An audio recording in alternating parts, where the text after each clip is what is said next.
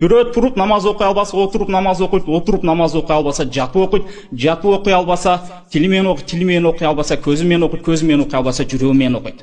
Намаз адамдын мойнунан түшпөйт, кандай гана абалда болбосун.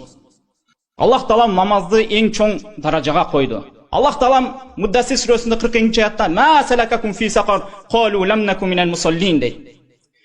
Аллах Таала кыяматта сурактан кийин жаннат ээлерин жаннатка киргизип, тозокко киргизгенден кийин жаннат ээлери тозоктогулардан сурайт: "Силерди сақар деген тозокко эмне түшүрдү, эмне алып келди?" дегенде, "Қалу лам наку минал мусаллин" Биз намаз окуучулардан болгон эмеспиз дейт. Фавайлул лил мусаллин. Азап болсун намаздарын туура эмес окугандарга. Алар кандай? Аллазина хум ан салатихим сахун. Алар дайыма намаздарын кечиктирип окушат дейт. Сабыр аркылуу жана намаз аркылуу Аллахтан жардам сурагыла дейт. Чындык ва иннаха лакабира. Чындыгында намаз оор дейт, намазды окуу дейт. Илля алал хашиин. Бирок Аллахтан корккондар үчүн намазды окуу оор эмес дейт. Башка бир сүрөдө, Муъминун сүрөсүндө, "Кад афлахал муъминун аллазина хум фи салатихим хашиун." Момундар чындыгында ийгиликке жетти. Алар кандай момундар? Аллазина хум фи салатихим хашиун.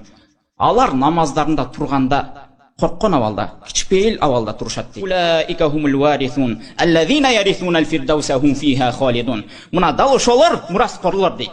Алар кандай? Түбөлүк калуучу жаннатты, фирдаус жаннатын мураска алышат дейт. Пайгамбар саллаллаху алейхи ва саллям адаттагы сөзү бар: "Я Билал арихна бис-салах." О Билал, бизди намаз менен эс алдырчы деген. Арихна мин салам эмес, намаздан бизди эс алдыр деген жок, намаз менен эс алдырчы деген.